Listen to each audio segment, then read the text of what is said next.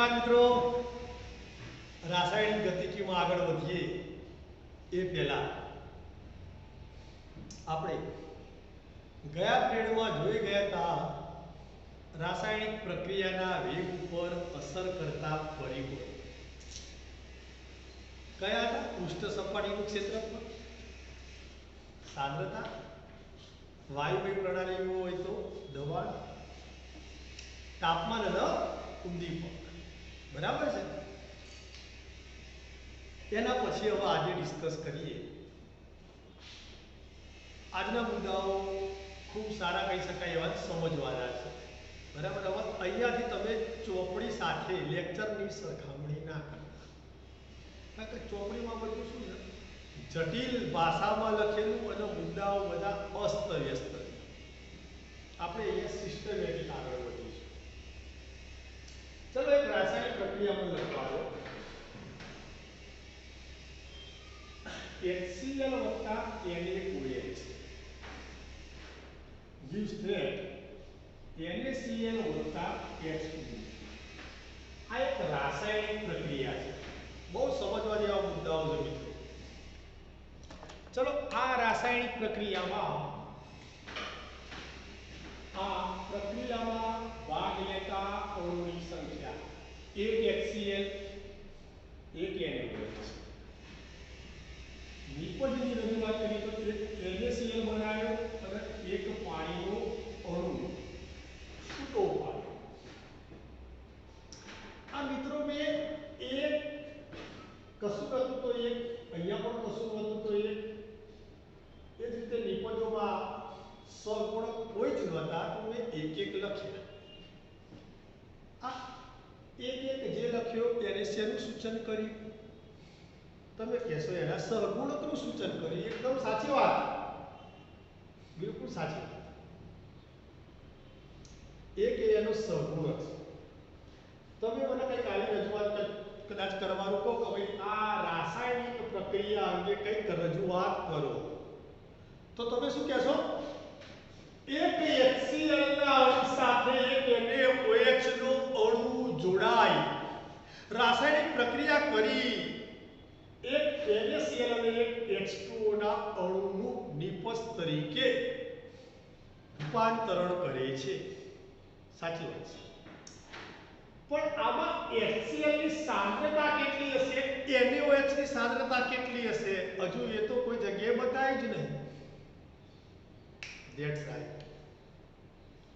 સાંદ્રતા તો હજુ કોઈ જગ્યાએ દર્શાવી જ નહીં. માની લઈએ કે આ HCl નું દ્રાવણ 4 મોલારિટી વાળું અને NaOH નું દ્રાવણ 0.4 મોલારિટી વાળું. સમજો બરાબર? ફરીથી મિત્રો, આ તો માત્ર પ્રક્રિયામાં ભાગ લેતા અણુની સંખ્યાનું જ સૂચન કરે છે. પ્રક્રિયામાં ભાગ લેતા અણુની સંખ્યાનું સૂચન કરે છે. સાંદ્રતા તો હજુ ક્યાંય આવી જ નહીં. સાંદ્રતા ક્યાં દર્શાવી છે એ તો સજ નહીં. હવે ધારી લઈએ આની સાંદ્રતા 2 મોલારિટી હોય, આની સાંદ્રતા 0.5 મોલારિટી હોય. મિત્રો સાંદ્રતા એટલે શું એ તો તમને ખ્યાલ જ છે, પણ સાંદ્રતા તો હજુ દર્શાય જ નહીં. આ એને જે રજૂઆત કરી એ હું તમને પહેલા ચલાવી કાઢું. ફરીથી કહી દઉં છું મિત્રો, પાઠ્યપુસ્તકમાં બધું અસ્તવ્યસ્ત છે. તમે મટીરિયલ પણ આ જ રીતથી બનાવો છો એટલે શું છે, બધું સિસ્ટમેટિક ચાલે. આને આપણે શું કહીશું? એક HCl ના અણુ સાથે એક NaOH નો અણુ અથડાઈને સંગાથ પામીને દેશી ભાષામાં એકબીજા સાથે જોડીને પ્રક્રિયા કરી એક NaCl નો અને એક H2O નો અણુ બનાવે છે. આ હું શું બોલી ગયો? પ્રક્રિયામાં ભાગ લેતા પ્રક્રિયકો અને બનતી નિપજની અણુના સંદર્ભમાં રજૂઆત કરી દીધી. તો એને કહીશું આણ્વિકતા. એને કહીશું આણ્વિકતા.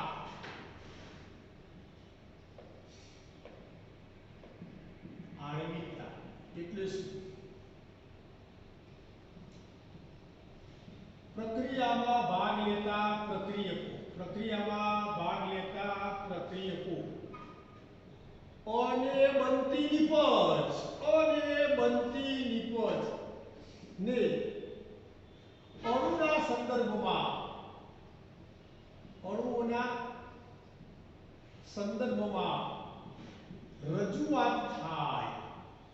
રજૂઆત થાય તો તેને પ્રક્રિયાની આણ્વિકતા કહે છે. પ્રક્રિયાની આણ્વિકતા કહે છે.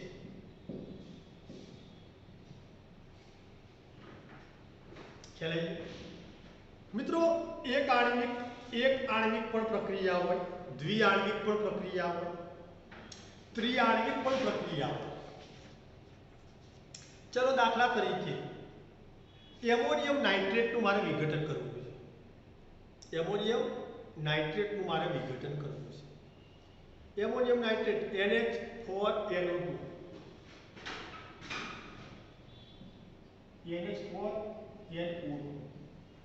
તો N2 વત્તા 2H2 બે nitrogen 4 hydrogen 2 oxygen 4 hydrogen 2 oxygen થઈ જાય.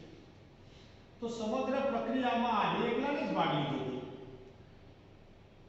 તો આને કહીશું આ એક જ અણુ હતો એનું વિઘટન થઈ ગયું. આ કેટલા બધા જરૂરી નહીં પણ મૂળ પ્રક્રિયા તો આ જ હતો. કેટલા હતા? એકલો જ હતો. સમજાય છે? તો આને કહીશું એક આણ્વિક પ્રક્રિયા. મિત્રો આ તમારા માટે થશે એક આણ્વિક પ્રક્રિયા. કેમ ભાઈ? કારણ કે પ્રક્રિયામાં એક જ અણુએ ભાગ લીધો. કારણ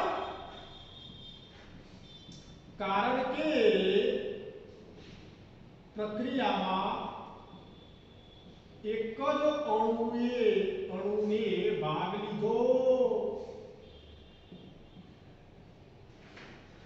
ક્લિયર? ચલો ઉભા. આવી રીતના જોવા જઈએ તો દ્વિઆણ્વિક પ્રક્રિયા 2HI નું વિઘટન કરું છું તો મને મળ્યો H2 I2. આનો મતલબ શું? HI હાઇડ્રોજન આયોડાઇડના બે અણુઓ પરસ્પર અથડાશે, સંઘાત પામશે, પ્રક્રિયા કરશે અને હાઇડ્રોજન અને આયોડિનને છૂટો પાડશે. હાકના અલા બોલો ભાઈ હાકના. યસ. તો આમાં બે અણુઓએ ભાગ લીધા તો આને કહીશું દ્વિઆણ્વિક પ્રક્રિયા. આને કહીશું દ્વિઆણ્વિક પ્રક્રિયા. કારણ કે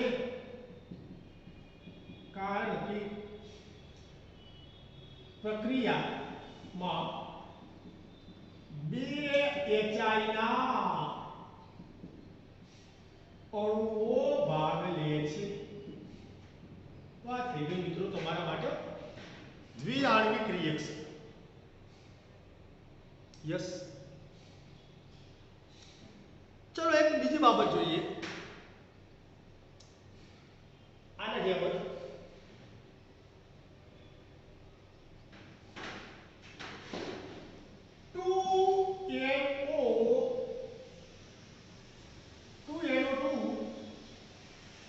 2NO2 વત્તા O2 તો 2NO3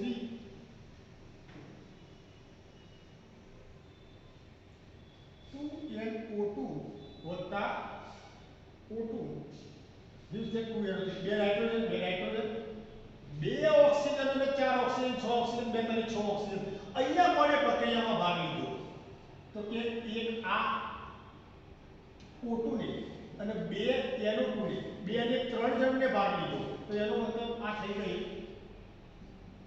ત્રિઆણ્વિક પ્રક્રિયા કેમ ત્રિઆણ્વિક કારણ કે બે NO2 ના અણુ સાથે બે NO2 ના બે અણુ સાથે NO2 ના બે અણુ સાથે એક બે NO2 ના અણુ સાથે એક O2 નો અણુ પ્રક્રિયામાં ભાગ લે છે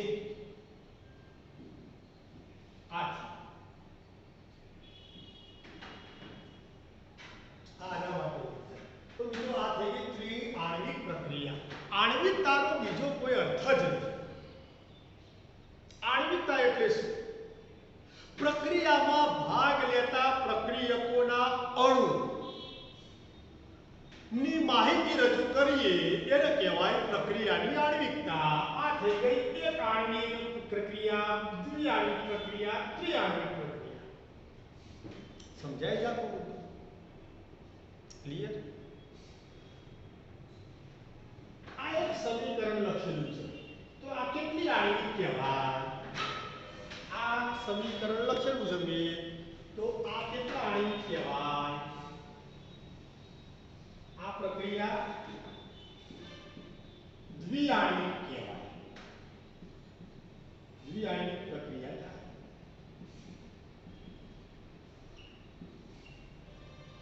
કેમ ભાઈ કારણ કે એક HCl અણુ કેટલા એક અણુ સાથે એક NaOH NaOH ના અણુ કેટલા એક પ્રક્રિયા કરે છે 1 + 1 = 2 તો આ પ્રક્રિયા થઈ ગઈ દ્વિઆણ્વિક આ પ્રક્રિયા થઈ ગઈ 1 + 1 એટલે દ્વિઆણ્વિક પ્રક્રિયા થઈ ગઈ આ મિત્રો દ્વિઆણ્વિક રિએક્શન થઈ ગઈ ક્લિયર ચલો એક કામ કરો હવે આમાં થોડા ઊંડા આગળ વધીએ એ પહેલા જરા એક સ્ક્રીનશોટ લઈ લો અને મટીરીયલ આપણે આ રીતથી જ બનાવો ક્લિયર છે લઈ લો એક સ્ક્રીનશોટ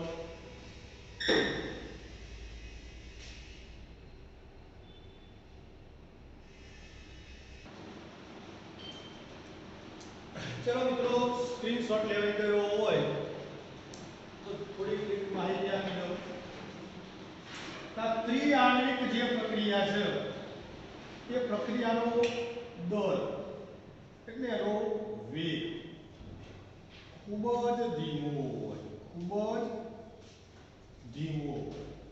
એક વાત બીજી વાત કે 3 થી વધુ અણુઓની પ્રક્રિયા થતી હોય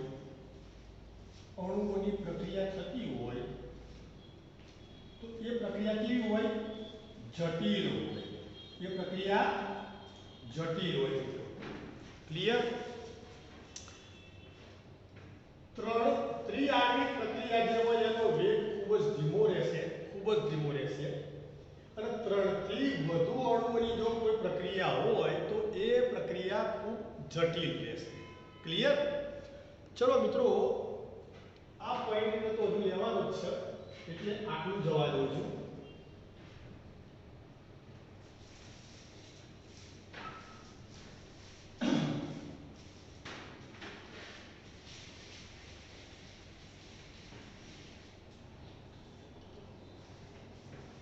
सांद्रताની વાત કરતા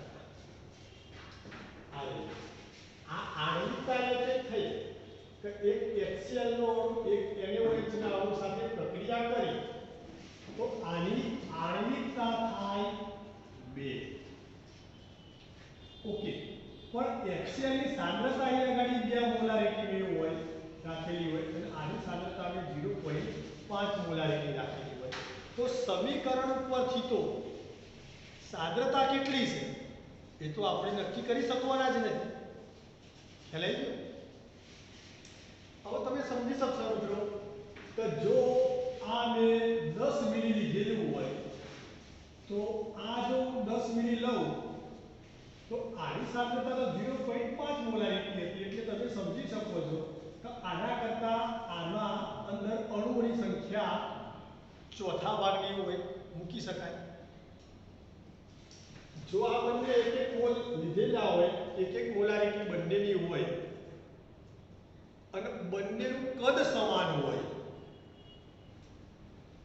તો બંનેમાં અણુઓની સંખ્યા સમાન થાય સમજી શકાય એવી વાત છે પણ આની પોલારિટી મેં 2 મોલારિટી લીધી છે સાંદ્રતા આની સાંદ્રતા મેં 0.5 મોલારિટી લીધી હવે જો બંનેનું કદ સમાન લઉં આનું કદ 10 મિલી લઉં આનું કદ 10 મિલી લઉં તો પહેલા કયો પતી જશે NaOH પતી જશે કેમ તો કે આના અંદર અણુઓની સંખ્યા HCl ની સાપેક્ષમાં ચોથા ભાગની છે સમજી શકો છો મારી વાત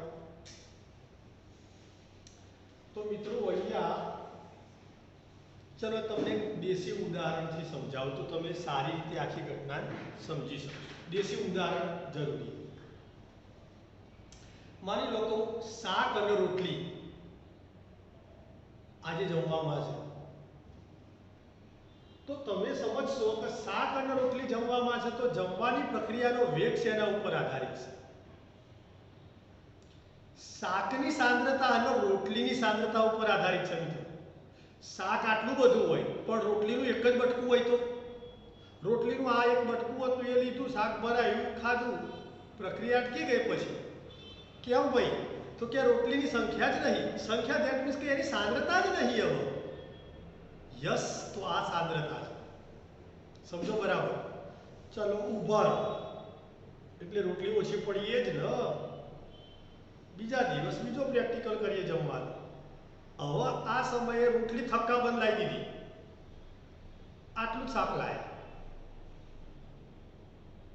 તો રોટલીનું એક બટકું લીધું શાક આવી ગયું બીજું બટકું લીધું શાક આવી ગયું પતી ગયું શાક પતી ગયું એટલે આખી પ્રક્રિયા પતી ગઈ કેમ પતી ગઈ તો કે શાકની સાંદ્રતા પતી ગઈ શાકની સાંદ્રતા 0 થઈ ગઈ તો જમવાની પ્રક્રિયાનો વેગ અટકી ગયો ક્લિયર તો મિત્રો અહીંયા ગાળિયા સાંદ્રતાને જાણવી જરૂરી છે એટલે થોડુંક હજુ આને ડિટેલમાં સમજો ભાઈ ઉતાવળ ના કરો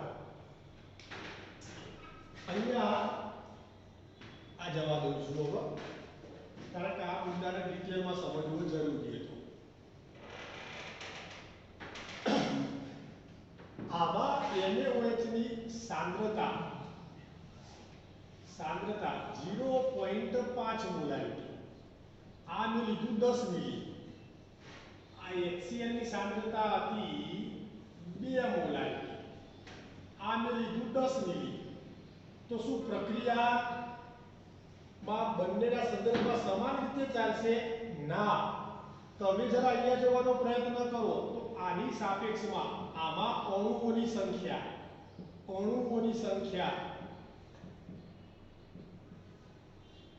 ચોથા ભાગની થાય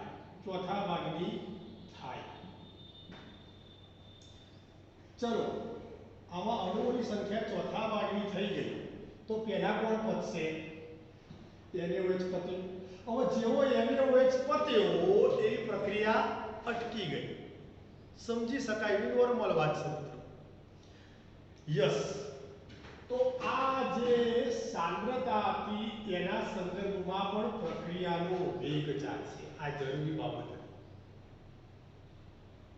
ખ્યાલ આવી અને એને કહીશું વેગ નિયમ વેગ નિયમ એટલે શું પ્રક્રિયામાં ભાગ લેતા પ્રક્રિયક સાંદ્રતાને અનુલક્ષીને પ્રક્રિયાને આગળ ધપાવે છે અથવા તો પ્રક્રિયાનો વેગ सांद्रता पर आधारित होय छे, जेने प्रक्रियानो वेग नियम कहे छे। फरीथी वेग नियम एटले शुं? प्रक्रियामां भाग लेता प्रक्रियकोनी सांद्रता आधारित प्रक्रियानो वेग रचाय छे, नक्की थाय छे, जेने प्रक्रियानो वेग नियम कहे छे। હવે ઉભા રહે, ચલો આની सांद्रता બે છે, તો હવે મારે શું લખાય? HCl 2 વત્તા NaOH 0.5 gives that NaCl વત્તા H2. તો મિત્રો આ શું છે? सांद्रता છે। क्या आई? घातांकवाला। आ सांद्रता है। क्या आई? घातांकवाला लखिया। एने आगळ ना लखाय। आगळ तो शुं हतुं? 1 आ 1 सहगुणक हता। आ शुं हतुं? सहगुणक हता। आ तो सहगुणक हता। ए शुं सूचन करता हता? प्रक्रियामां भाग लेता अणुनी संख्यानुं ज सूचन करे छे। અને આ सांद्रता ઘાતાંકમાં લખાય। सांद्रता ઘાતાંકમાં લખાય। પણ આપણા રાસાયણિક સમીકરણો મિત્રો એ સીધા જ હોય છે, આ રીતે જ। એમાં આપણે ઉપર કોઈ દિવસ सांद्रता दर्शावता નથી। तो આજે હું કરવા દર્શાઈ? આજે જરૂરિયાત ઊભી થઈ છે। ખ્યાલ આવી ગયો? હવે બરાબર સમજો, પ્રક્રિયામાં ભાગ લેતા પ્રક્રિયકોની सांद्रता કે જે ઘાતાંકમાં લખાય છે તેનો સરવાળો એટલે પ્રક્રિયાનો ક્રમ। પ્રક્રિયામાં भाग लेता प्रक्रियको नी सांद्रता के जे घातांकमां लखाय छे। आ सांद्रतानो सरवाळो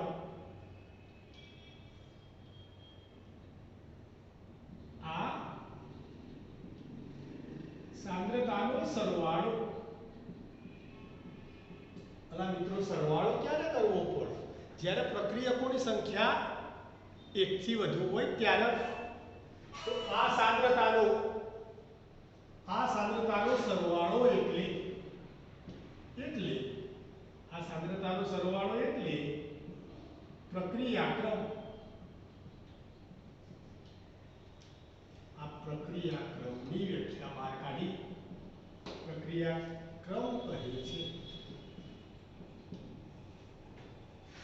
प्रक्रियामां भाग लेता प्रक्रियकोनी सांद्रता के जे घातांकमां लखाय छे, आ सांद्रतानो सरवाळो एटले प्रक्रियानो क्रम।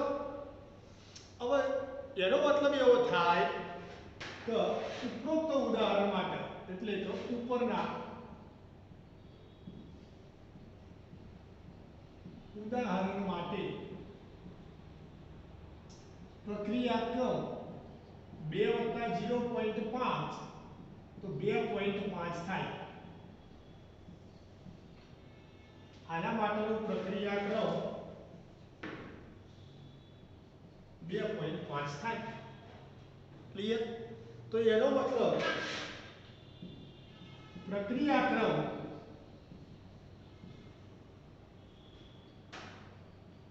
शून्य तथा बधी धन पूर्णांक संख्या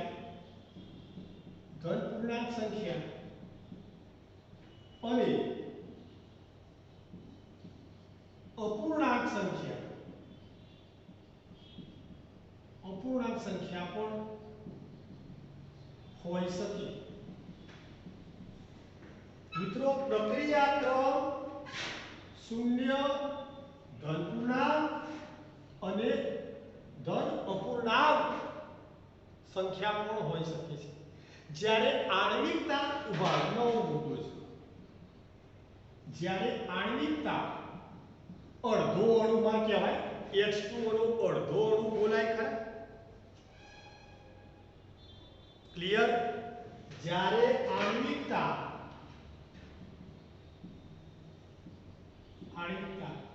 માત્ર ધન પૂર્ણાંક સંખ્યા જ હોય છે. આણ્વિકતા કઈ 0 થાય, એક 0 અણુએ પ્રક્રિયામાં ભાગ લીધો, તો પછી પ્રક્રિયા ક્યાંથી થવાની છે? અણુ જ નહીં ને. એક 0 અણુએ પ્રક્રિયામાં ભાગ લીધો, આ વાક્ય યોગ્ય છે? સમજી શકો છો મારી વાત? ધીરે ધીરે મગજ શાંત રાખો ભાઈ, ઉતાળ ના કરો. તો આણ્વિકતાનું મૂલ્ય, આણ્વિકતા માત્ર ધન પૂર્ણાંક સંખ્યા જ હોય. આણ્વિકતા માત્ર ધન પૂર્ણાંક સંખ્યા જ હોય. અડધા અણુને ભાગ લીધો, હું કહું H2O નો HCl નો અડધો અણુ એની હોય છે એક અણુ સાથે, અને ભાઈ અડધો અણુ ચોથી લાગે. સમજાય છે? તો મિત્રો આણ્વિકતા હર હંમેશ માટે ધન પૂર્ણાંક સંખ્યા હોય.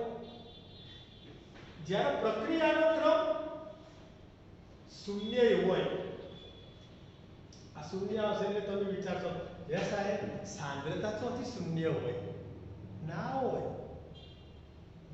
સાંદ્રતા શૂન્ય ના હોય. તેમ છતાં હું આ શૂન્ય પ્રક્રિયા ક્રમ વાળી એક બાબતની ઉદાહરણમાં ચર્ચા કરીશ. નિશ્ચિત થઈ જાવ. તો પ્રક્રિયા ક્રમ શૂન્ય હોય, ધન પૂર્ણાંક હોય અને ધન અપૂર્ણાંક પણ હોય. મુદ્દો ડિફરન્સ સમજાય છે? આણ્વિકતા એટલે શું અને પ્રક્રિયા ક્રમ એટલે શું એ ચલાવ્યું. ચોપડીનું ફેંકવા ના જતા. ખ્યાલ આવી ગયો? હા, એક તો ઓલરેડી કોરોનાથી બી વહી ગયા છો, અને પાછું ચોપડું વાંચશો ને તો એમને કોરોના થઈ જશે. એટલે ચોપડી તો સાઈડમાં જ મૂકી દેજો, અને આ જ સિસ્ટમથી સમજ્યા કરો તો થોડીક સરળતા પડશે. તમે એવું પાછું મને કીધું. ચલો અહીંયા દાખલા તરીકે એક બીજું ઉદાહરણ લઈએ. CH3COOH વત્તા CH3OH gives that CH3COOCH3 વત્તા H2O. એટલે આ સમીકરણને ક્યાંક જોયું હોય એવું લાગે છે ભાઈ. એસિડ અને આલ્કોહોલ ભેગા થઈને એસ્ટર બનાવ્યું. 10માં આવતું તો એસ્ટરીકરણની પ્રક્રિયા. ક્લિયર? સારું, અહીંયા મારે કેવું હોય તો પ્રક્રિયા ક્રમ કેટલો? તો તમે કહેશો ઉપર તો કશું લખ્યું નહીં, તો એક એક વિચારી લઈએ તો એક વિચારી લઈએ તો પ્રક્રિયા ક્રમ એટલે 1 + 1 = 2 થાય. સમજણ પડી ગઈ? ઉભા આણ્વિકતા કેટલી થાય? આણ્વિકતા કેટલી થાય? તો અહીંયા જોઈ લો. એક અણુ એસિડનો, એક અણુ આલ્કોહોલનો. એક અણુ એસિડનો, એક અણુ આલ્કોહોલનો. કુલ અણુ કુલ 2 અણુને ભાગ લીધો. તો અહીંયા તો આણ્વિકતાએ 2, પ્રક્રિયા ક્રમ 2. એનો મતલબ એવો આણ્વિકતા હોય એટલે જ પ્રક્રિયા ક્રમ હોય? ના, બનવા પણ અહીંયા ભેગું થઈ ગયું છે 2 સમાન. જરૂરી નથી કે જેટલી આણ્વિકતા હોય એટલો જ પ્રક્રિયા ક્રમ હોય, એવું જરૂરી નહીં. પણ હા, આ સમીકરણ માટે હમણાં હું તમને હાલ એવું કહી દઉં કે ભાઈ આ એસિડની સાંદ્રતા મેં લીધી હતી 1, આ આલ્કોહોલની સાંદ્રતા લીધી હતી 1.5, તો હમણાં ફટાક થઈને પ્રક્રિયા ક્રમ બદલાઈ ગયો 2.5 સાંદ્રતા કેટલી લેવી એ તો મારા હાથની વાત પણ પ્રક્રિયામાં કેટલા અણુઓનો ભાગ લેવડાવડાવું એ મારા હાથની વાત નહોતી બરાબર સમજો ફરી સાંદ્રતા કેટલી લેવી એ તો મારા હાથની વાત હતી મારી ઈચ્છા થઈ કે એસિડની સાંદ્રતા હું 10 મોલારિટી રાખું કેટલી 10 મોલારિટી રાખું તો હું ધારતો તો રાખી શકું આલ્કોહોલની સાંદ્રતા મારી ઈચ્છા થઈ 5 મોલારિટી રાખું તો 5 રાખી દીધી ક્લિયર તો પ્રક્રિયાનો ક્રમ 10 ને 5 15 પ્રક્રિયા ક્રમ 15 પણ આણ્વિકતા મારા હાથની વાત છે આણ્વિકતા મારા હાથની વાત છે ના જીવન કેવું જીવવું એ મારા હાથની વાત છે પણ જીવન કેટલું જીવવું એ મારા હાથની વાત નથી આટલો ડિફરન્સ છે મિત્રો આણ્વિકતા અને પ્રક્રિયાના ક્રમમાં જીવન દુખી થઈ જીવવું છે કે જીવન સુખી થઈ જીવવું છે આનંદિત અવસ્થામાં રહેવું છે કે દુખી અવસ્થામાં રહેવું છે એ અવસ્થા તો મારા હાથની વાત છે ખ્યાલ આવી ગયો ભલે ગમે તેટલું દુઃખ પડતું પણ હું ધારતો ઠીઠિયા કાટ કરી ક્લિયર પણ જીવન કેટલું જીવવું એક્સપાયર ડેટ લખેલી છે કોઈ દવા ઉપર લખેલી હોય છે તો એ કંપની વાળાના હાથની વાત છે ખ્યાલ આવી પણ માણસો ઉપર સજીવો ઉપર એક્સપાયર ડેટ લખેલી હોય છે ના પ્રક્રિયાનો ક્રમ કેટલો જાળવી રાખવો એ મારા હાથની વાત છે આણ્વિકતા કેટલી કરવી એમાં મારો કોઈ હસ્તક્ષેપ ચાલશે અલ્યા નહીં તો બોલો યાર નહીં તો મિત્રો આટલો ડિફરન્સ છે કે પ્રક્રિયાનો ક્રમ અને આણ્વિકતા બીજી કોઈ જ માહિતી આપતું નથી ક્લિયર સટકાઓ અને આ જ રીતથી પાછા લખજો બધું મટીરીયલમાં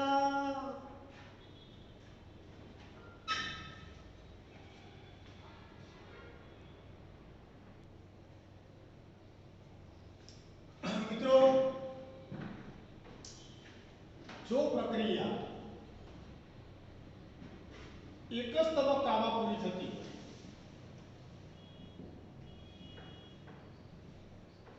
પૂરી થાય તો ચલો એક વાત બીજી વાત જો પ્રક્રિયા એકથી વધુ તબક્કાઓમાંથી પસાર થાય તબક્કાઓમાંથી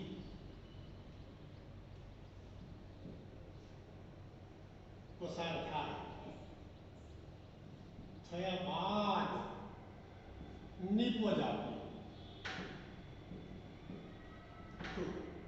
ચલો પ્રક્રિયા એક જ તબક્કામાં પૂરી થાય છે દાખલા તરીકે HI નું વિઘટન 2HI હોય મારા 2HI નું વિઘટન કરવું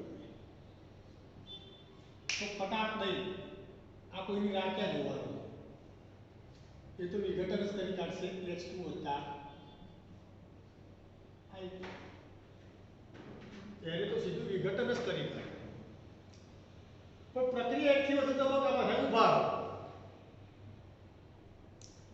મારે દૂધમાંથી છાશ બનાવવી છે દૂધમાંથી છાશ બનાવવી છે તો સીધી દૂધમાંથી છાશ બનશે ના એક તબક્કાની પ્રક્રિયા નહીં આ બે તબક્કાની પ્રક્રિયા છે મિત્રો કઈ રીતે તો કે દૂધમાંથી પહેલા દહીં બનશે અને પછી બીજા તબક્કામાં દહીંમાંથી છાશ બનશે બરાબર તો એવી રાસાયણિક પ્રક્રિયાઓ પણ હોય તો મિત્રો જો પ્રક્રિયા એકથી વધુ તબક્કાઓમાંથી પસાર થયા બાદ નિપજ આપતી હોય તો આપણે આવી પ્રક્રિયા કહીશું જટિલ પ્રક્રિયાઓ અને એક જ તબક્કામાં પૂરી થતી હોય તો એને કહીશું પ્રાથમિક પ્રક્રિયા બે પોઈન્ટ સમજવા જેવા હતા પ્રાથમિક પ્રક્રિયા એટલે શું અને જટિલ પ્રક્રિયા એટલે શું? Clear point? એક જ તબક્કામાં પ્રક્રિયા ઉડી જાય સીધી જ તો પ્રાથમિક પ્રક્રિયા, અને અનેક તબક્કાઓમાંથી પસાર થઈ નિપજ બને તો જટિલ પ્રક્રિયા. ખ્યાલ આવી ગયો? કોઈકનું ઘર સીધું જોયેલું હોય, એડ્રેસ જોયેલું હોય, ઘેરથી નીકળ્યા સીધા જ એના ઘેર પહોંચી ગયા, એક જ તબક્કામાં પતી ગયું. હોન્ડા ચાલુ કરી અહીંયાથી, હોન્ડા એના ઘર આગળ જઈને ઊભું રાખે. પ્રાથમિક પ્રક્રિયા. હવે ઘર જ જોયું નહીં, પૂછતા પૂછતા જવાનું છે તો હોન્ડા કેટલી વખત ઊભું રાખ્યું? જટિલ પ્રક્રિયા. ખબર પડી ગઈ આખી વાતમાં, નિપજ તો મળી જ ગઈ, કેમ કેમ ઘેર તો પહોંચી ગયા એડ્રેસ ઉપર. પણ રસ્તામાં હોન્ડા કેટલી વખત ઊભા રાખતા રાખતા જવું પડ્યું, પૂછતા પૂછતા જવું પડ્યું. ક્લિયર મુદ્દો થઈ ગયો? તો મિત્રો એકથી વધુ તબક્કાઓમાંથી જો પ્રક્રિયા પસાર થાય પછી નિપજ આપતી હોય તો એને કહીશું જટિલ પ્રક્રિયા. આને કહીશું એક જ તબક્કામાં પૂરી થાય તો પ્રાથમિક પ્રક્રિયા. આપણે અગાઉ ડિસ્કસ કરી હતી, એને અનુલક્ષીને મેં અહીંયા એક મુદ્દાઓ લખેલા છે કે પ્રક્રિયાનો ક્રમ એ પ્રાયોગિક રાશિ છે. આ સમજાવું છું, બધા મુદ્દાને સમજાવું છું. ચલો ઉભા રહો, સમજીએ. એક ઉદાહરણ લઈએ પહેલા મિત્રો. ચલો ઉદાહરણમાં તમે જે લાઈવ અનુભવ કરેલો છે એ જ લઈ લઈએ. તમે રિસેપ્શનમાં જમવા ગયા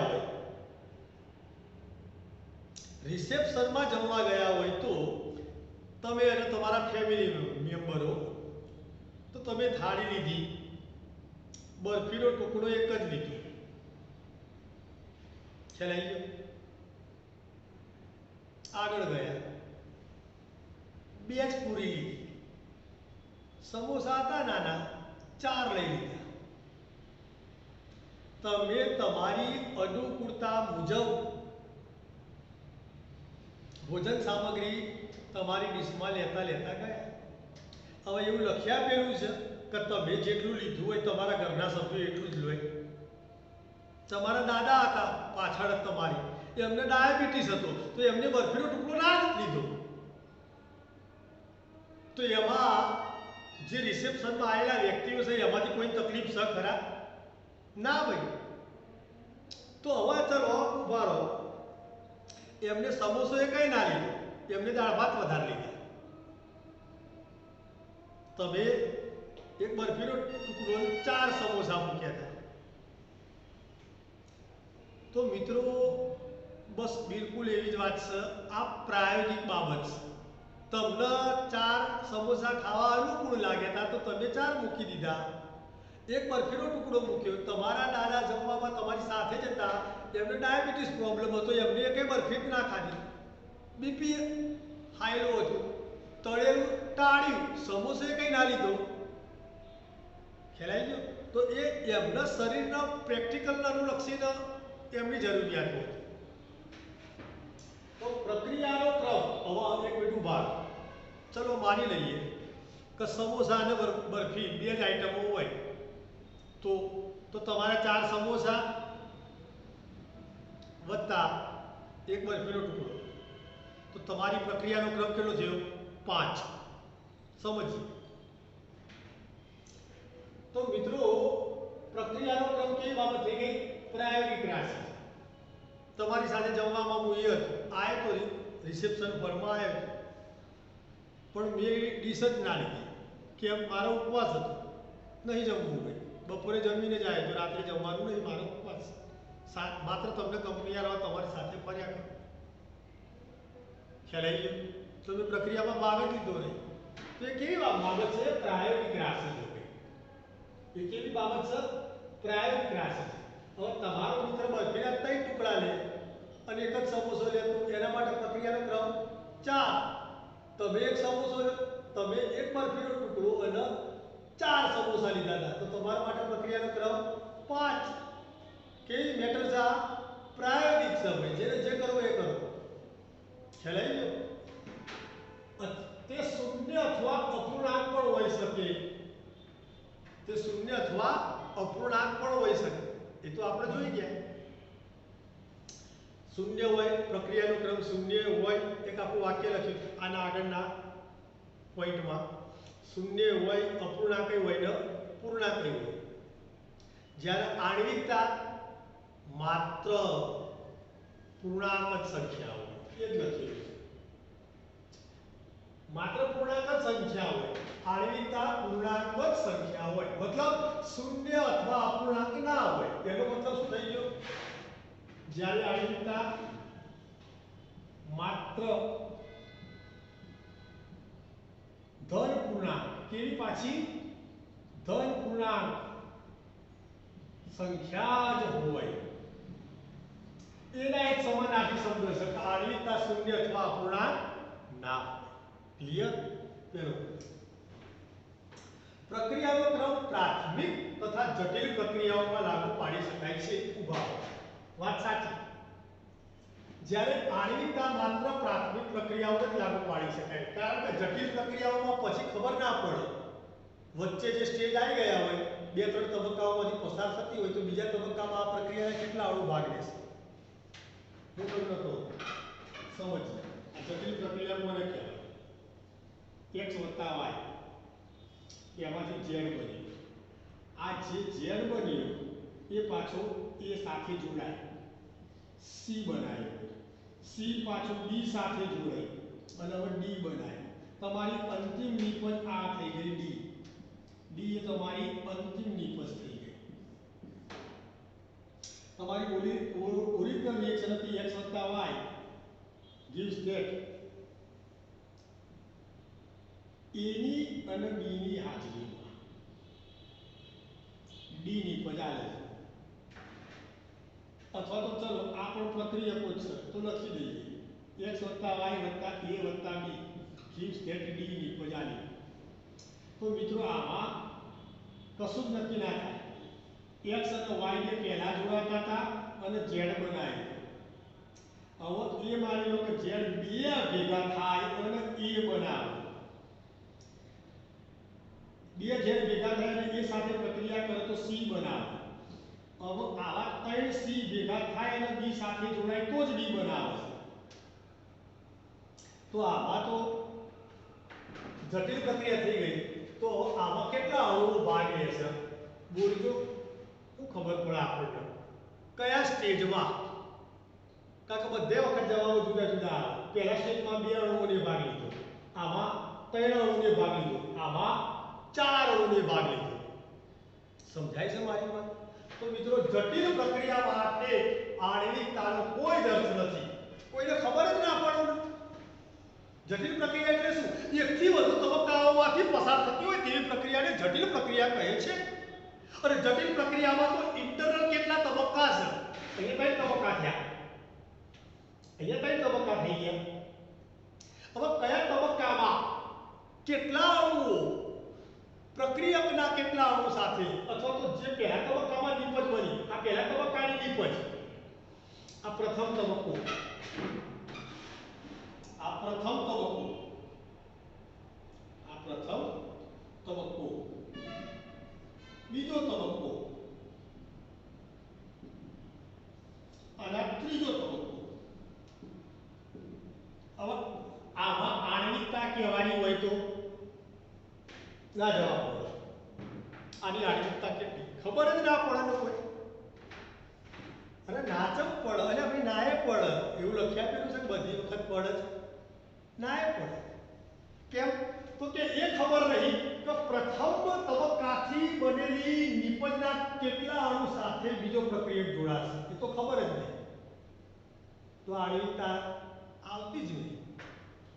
એટલે આવી જટિલ પ્રક્રિયાઓ માટે આણ્વિકતાનો કોઈ જ અર્થ રહેતો નથી. ચલો ઉભા. જો પ્રક્રિયા એકથી વધુ તબક્કામાં થાય તો જે ધીમો તબક્કો હોય ને એ જ વેગ નિર્ણાયક હોય. જે ધીમો તબક્કો હોય ને એ જ વેગ નિર્ણાયક હોય. ચલો માની લઈએ તમારે એકલાને જ બિંદુ A થી બિંદુ B સુધી દોડવાનું હતું. બિંદુ A થી બિંદુ B સુધી તમારે એકલાને જ દોડવાનું હતું. દોડી ગયા? ઓકે, વેગ શોધાઈ ગયો, કમ્પ્લીટ. હવે તમારા અને તમારા મિત્રને દોડવાનું હતું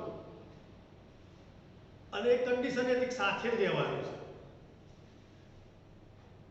તો તમારો મિત્ર ધીમો પડે તો ના છૂટકે તમારે ધીમું પડવું પડે.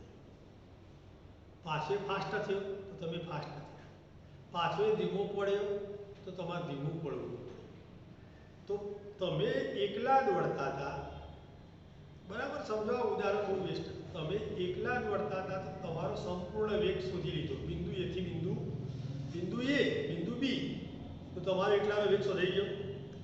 હવે તમે દોડો છો તમારા મિત્ર સાથે, કન્ડિશન કઈ છે? તમારે એને સાથે લઈને દોડવાનું છે. પણ એ ભાઈ પગે લંગડાતો ધીમે ધીમે ચાલે છે, તો તમારે ના છૂટકે ધીમું થવું પડે. અને આ પ્રેક્ટિકલ બીજામાં બિંદુ A થી બિંદુ B સુધી પહોંચતા તમારે બહુ વાર થાય. તો મેં તમને પ્રશ્ન પૂછ્યો કે તમે પહેલા વખતમાં ઝડપી આવી ગયા, બીજા વખત કેમ ધીમા પડ્યા? તો તમે શું કહેશો? આના કારણે ધીમો પડ્યો હતો, કારણ એ ધીમો હતો. તો આખી બાબતમાં વેગ નિર્ણાયક કોણ થયો? એ થયો. તો ધીમો તબક્કો જ વેગ નિર્ણાયક હોય છે. ક્લિયર? ચલો ઉભા અહીંયા આવે એને આ ઉદાહરણમાં સમજાવો. x માંથી y બને છે અને x અને y ને ભેગા થઈ z બનાવે. આ બાબત ઝડપી છે. આ બાબત ઝડપી છે. હવે બે z અને એ ભેગા થાય છે ને એકદમ ધીમે ધીમે c બનાવે છે. વળી પાછા 3c બે બન્યા, ફટાક લઈને b સાથે જોડાઈને b આવી દીધો. આ બાબત ઝડપી છે. હવે તમારો આ પ્રક્રિયકોમાંથી d ઝડપથી લેવું હોય તો શું કરવું પડે? ગમે તે કરીને આવો અને ઝડપી કરી દો તો આખી પ્રક્રિયા ઝડપી થાય કે ના થાય? ખ્યાલ આવી ગયો? બીજું ઉદાહરણ આપો, દેશી દૂધમાંથી મારે છાશ બનાવી છે. પ્રક્રિયા બે તબક્કામાં થાય છે, દૂધમાંથી દહીં અને દહીંમાંથી છાશ. હવે દૂધમાંથી લખવાનો કે ઉદાહરણ લખવાનો તો વધારે મજા આવશે. દૂધમાંથી દહીં અને દહીંમાંથી છાશ. મારો પોઈન્ટ શું હતો? દૂધમાંથી મારે છાશ બનાવી છે. એટલે પણ આ જે પ્રક્રિયા છે મિત્રો, તો આ પ્રક્રિયા તો બે તબક્કામાં થાય છે. આ પ્રક્રિયા બે તબક્કામાં થાય છે. આ પહેલો તબક્કો, આ હાલ ધીમો પડે છે, આ તો ઝડપી જ છે. વિચારો, દૂધમાંથી દહીં બનતા 8 કલાક થયા. કેટલા? 8 કલાક થયા. અને દહીં બન્યું, એમાં પાણી રેડ્યું, હલોડું ફેરવ્યું, છાશ તૈયાર 3 મિનિટમાં. આ 3 મિનિટમાં તૈયાર થઈ ગઈ. 3 મિનિટમાં જ આખી પ્રક્રિયા કેટલા? આખી દૂધમાંથી છાશ બનાવવાની પ્રક્રિયા, દૂધમાંથી છાશ બનાવવાની પ્રક્રિયા કેટલા સમયમાં પૂરી થઈ? 8 કલાક અને 3 મિનિટમાં પૂરી થઈ. હવે આ વાતને સમજો કે જો તમારા જોડે એવી જાદુ શક્તિ હોય કે તમે દૂધમાંથી દહીં 3 મિનિટમાં બનાવી કાઢો જાદુથી, તો આખી પ્રક્રિયા કેટલામાં પતી ગઈ? 3 મિનિટ એ અને 3 મિનિટ દહીંમાંથી છાશ બનાવવાની, ટોટલ 6 મિનિટમાં પ્રક્રિયા પતી ગઈ. તો પહેલા હું થયું હતું કે 8 કલાકમાં 3 મિનિટ કરી હતી. તો કે આ તબક્કો ધીમો હતો.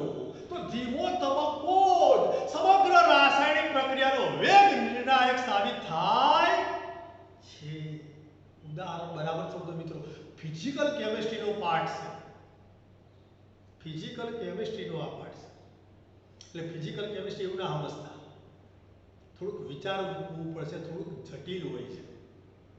ખ્યાલ આવી ગયો?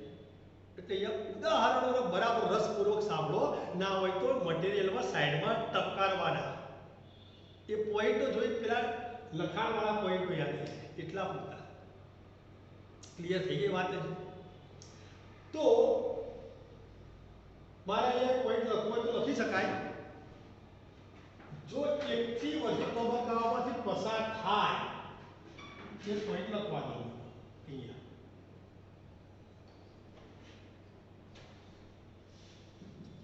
રાસાયણિક પ્રક્રિયા એકથી વધુ તબક્કાઓમાં થાય, એકથી વધુ તબક્કાઓમાં થાય તો ધીમો તબક્કો જ વેગ નિર્ણાયક સાબિત અથવા તો વેગ નિર્ણાયક હોય છે. બહુ બેસ્ટ વાક્ય છે.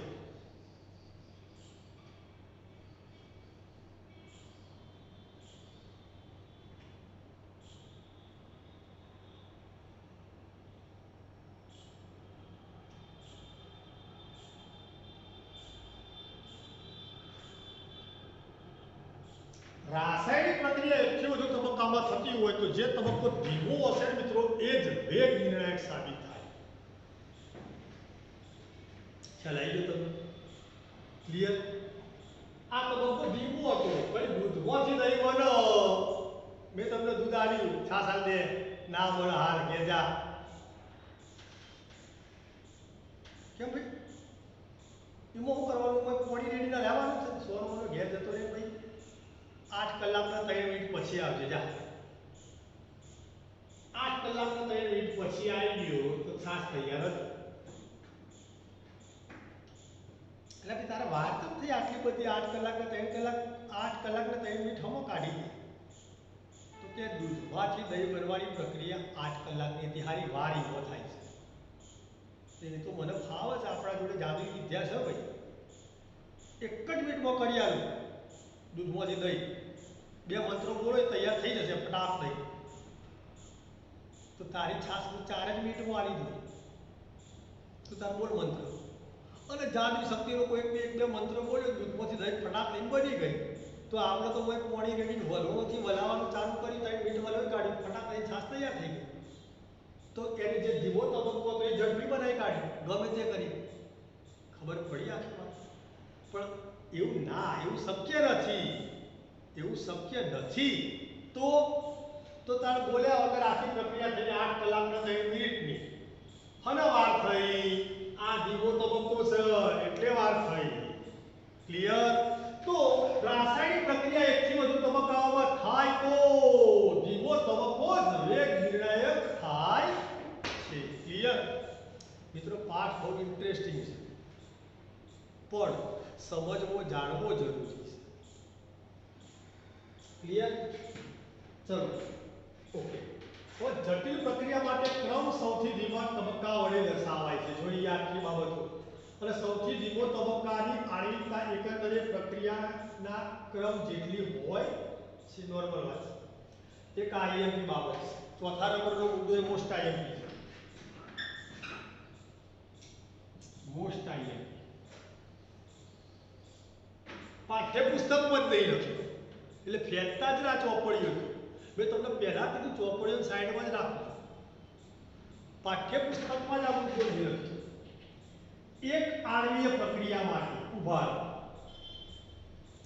એક આણ્વીય પ્રક્રિયા હું લઉં, દાખલા તરીકે HI નું વિઘટન. HI નું વિઘટન તો 2HI નું વિઘટન મેં કર્યું. H2 વત્તા 1 મિનિટ ઉભા એમોનિયાનું વિઘટન કરવું છે. એમોનિયમ નાઇટ્રેટ NH4 NO2 નું મેં વિઘટન કરી દીધું. તો N2 વત્તા 2H2O એક આણ્વીય એક જ અણુ છે. એક જ અણુ છે. તો એક આણ્વીય પ્રક્રિયા માટે ઊંચા દબાણે કે ઊંચી સાંદ્રતાએ પ્રક્રિયાનો ક્રમ એક જ થશે. એક સાંદ્રતા રાખશો તમે, ઊંચું તાપમાન ને ઊંચું દબાણ રાખશો, પ્રક્રિયા આગળ વધશે. પણ હવે જો દબાણ નીચું કરી દીધું, સાંદ્રતા નીચી કરી દીધી, તો પ્રક્રિયાનો ક્રમ બે થઈ જશે. ક્લિયર? આ એમસીક્યુ માટે અગત્યનો મુદ્દો છે. તમારા પાઠ્યપુસ્તકમાં જ નહીં લખ્યું, એટલે જરા જોઈ લો. બરાબર? ચલો, શું જોઈ ગયા?